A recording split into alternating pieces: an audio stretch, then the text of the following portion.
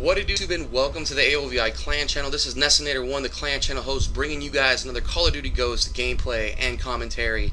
And also in this, I'm bringing you episode 3 of What Were You Thinking?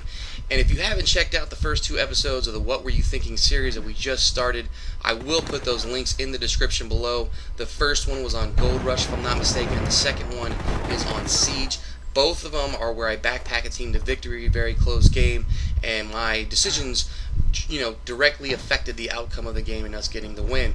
This one here, not so much. This one is more of just, I want to talk about gameplay styles a little bit. I kind of run the gauntlet with different guns in this gameplay. I start off with the Honey Badger, run out of ammo because I do really well, and then I have to pick up someone's M27, so I switch over to an LMG, get a little bit more campier with it because it is an LMG. You want to take your time with those big guns, and then in the end, I do close it out with an SMG, a Vepr with rapid fire because I'm forced to push the issue towards the end because I don't want the other team to come back and get the W from us because they start camping a little bit. And sometimes I have to get a little more aggressive when that happens because, I have to push the issue. If I don't, my randoms will not, and they'll just keep getting picked off by the other team camping.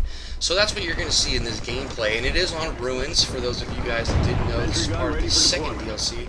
This is the one you can get the Predator Care Package. I don't get it in this one, but it's still a good gameplay nonetheless.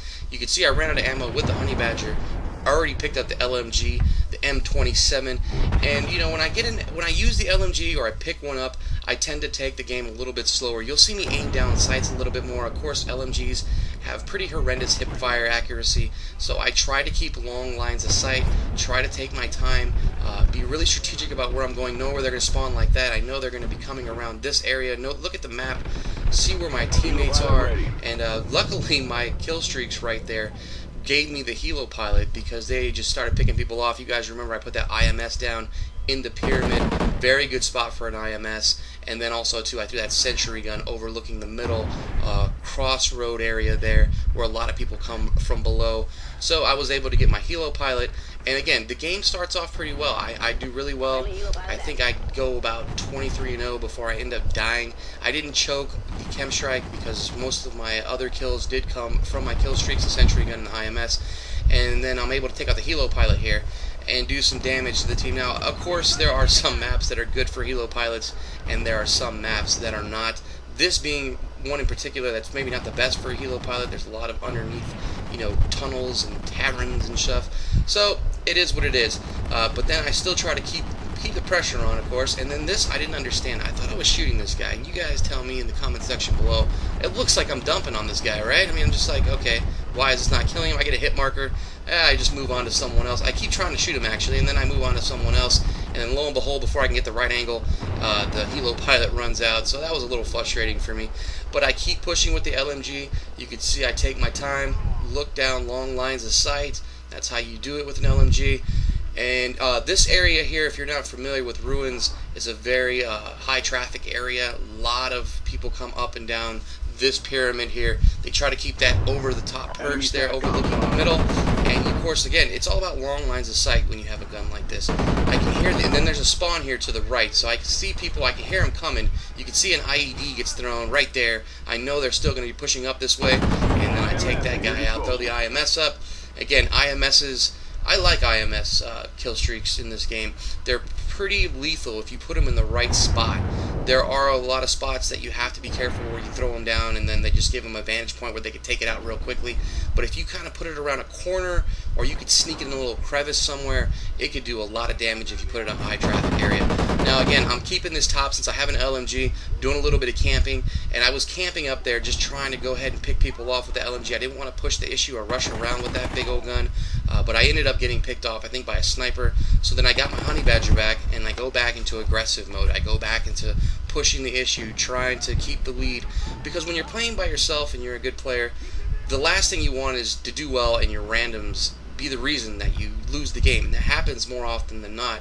And the reason that does happen is because you have to learn, even if you go 20-5 or 30-10, if you lose the game, you lose the game. And the only thing that you can do to make a difference in the game is what I'm doing here now with the Vepr, is pushing the issue, getting a little bit more aggressive, trying to make sure that you're killing the enemy team faster than they can kill your teammates, if possible. Of course, in the games, there's nothing you can do about it. You have randoms that just they got 2 left thumbs. They're just really not good at the game, and they're gonna go 2-20, 0-15, whatever the case may be. And there's really nothing you can do about those games. You can do the best you can, and then you take the loss, whatever. But in the games that are close, or games that you can make the difference, you really want to be the aggressor. You want to stay aggressive. You don't want to camp around one spot too long. If you do that, you can train yourself to do that. Then more of the times you will get that W than get the loss. So that's something to remember out there for you guys that are pub stompers or trying to be pub stompers on your own, is you just want to make sure that you stay aggressive. And a lot of pub stompers, if you look at Mark J's videos and a lot of the other good pub stompers out there, the Green Goblin, you can see they stay aggressive, they keep pushing the issue, and if they do not, it's because they're spawning around them or something like that. But you just have to stay aggressive. I guess that's what I'm trying to get the point across here, is I get this really good shot right there with rapid fire. I didn't think I was going to pull that shot off, but I was able to pull it off there. And then this guy heard coming up, clean him up, and then just keep bouncing around the area. Now I know the game's about to be over, so I start taking a little bit slower, but you can still see I'm still pushing, still want to get those last kills, because that's the way I am. I like getting the game-winning kill cam. Unfortunately, I do not in this game, but I do well. And I hope you guys enjoyed this video and the 3rd episode of What Were You Thinking. I will try to put up the 4th episode sometime next week. Hope you guys are enjoying the series. Thanks for all your views, all your subscribes, all your likes. This is NESSINATOR1 saying we appreciate it all, and I'm out.